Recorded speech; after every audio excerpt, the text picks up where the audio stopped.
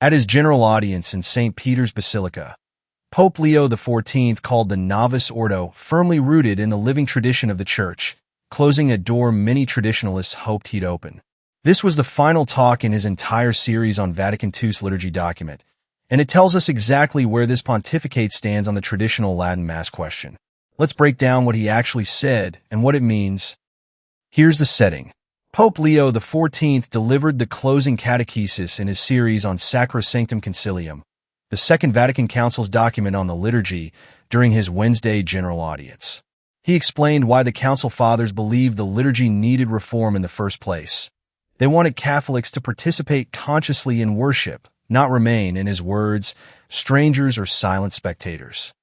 He described the liturgy as a living reality that's developed across centuries and placed the 1960s reform inside a much longer line of changes.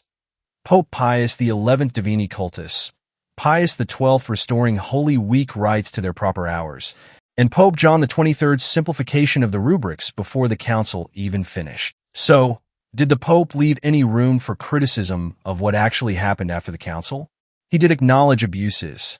Pope Leo said a correct understanding of the reform enables us to reject the abuses that occurred in certain sectors of the Church during the post-Conciliar period, and which, unfortunately, still occur from time to time today. He didn't name specific practices, but placed the responsibility for preventing them squarely on bishops and priests, calling for a liturgy marked by what the Council called noble simplicity. But then came the line that will draw the sharpest reaction. The Pope stated plainly that the liturgical reform is thus firmly rooted in the living tradition of the Church. So, why does that single sentence matter so much? Because it directly addresses the core traditionalist argument, that the Novus Ordo wasn't simply a revision of the old Roman rite, but a rite compiled on entirely different principles, differing in its prayer texts, offertory, calendar, and even the priest's orientation at the altar. The Pope took what commentators call the first reading, continuity. A substantial body of traditional opinion holds the second, rupture. Here's the real takeaway. This wasn't a surprise reversal.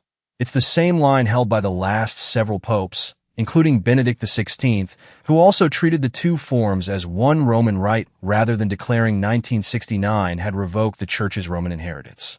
What this general audience confirms is that Pope Leo XIV isn't planning to reopen the liturgical settlement or treat the Novus Ordo as a wound needing repair. His answer to the tension is the familiar one. Understand the reform correctly, reject abuses, and treat the Novus Ordo as the Church's ordinary path to unity.